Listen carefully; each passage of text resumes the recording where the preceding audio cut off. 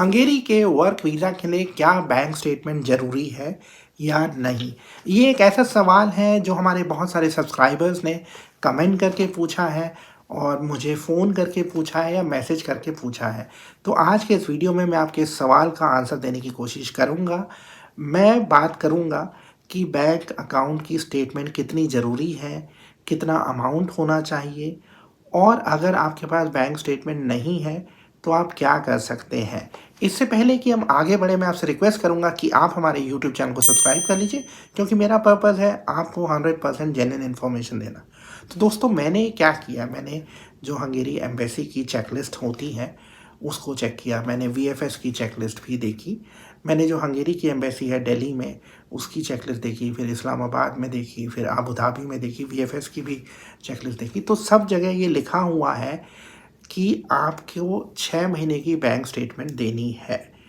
अब कितना अमाउंट होना चाहिए ये नहीं मेंशन किया गया है, लेकिन मैंने जो रिसर्च किया है, मैं रिकमेंड करूँगा करीब 3000 यूरो होने चाहिए। धीरे-धीरे जमा करिए और ये ज़रूरी है कि आप एक्सप्लेन कर सकें कि सोर्स ऑफ इनकम क्या है। अगर आप जॉब कर रहे हैं, तो आप एक्सप्लेन कर सकते हैं कि वो जॉब से आई है। अगर आपको किसी ने दिया है, तो वो भी आप एक्सप्लेन कर सकते हैं, लेकिन बैंक स्टेटमेंट ज़रूरी है।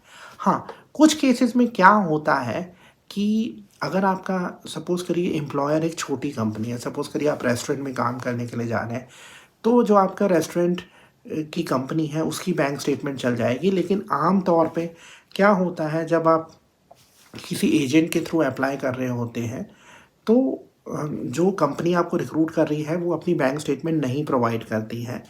तो इसलिए आपकी इंडिविजुअल बैंक स्टेटमेंट ज़रूरी है। 6 महीने की स्टेटमेंट होनी चाहिए। अगर नहीं है तो ये रिफ्यूज़ल का कारण बन सकता है।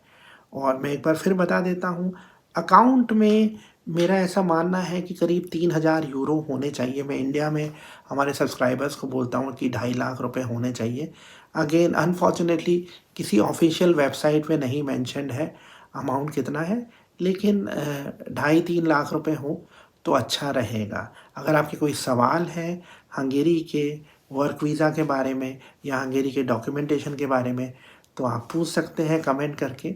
और इस वीडियो को भी आप शेयर करिए, ताकि जो भी हमारे सब्सक्राइबर्स हैं, जो भी ऐसे लोग हैं जो हंगेरी का वर्क परमिट या वर्क वीज़ा अप्लाई करने वाले हैं, उनको पता चल सके बैंक स्टेटमेंट के बारे में।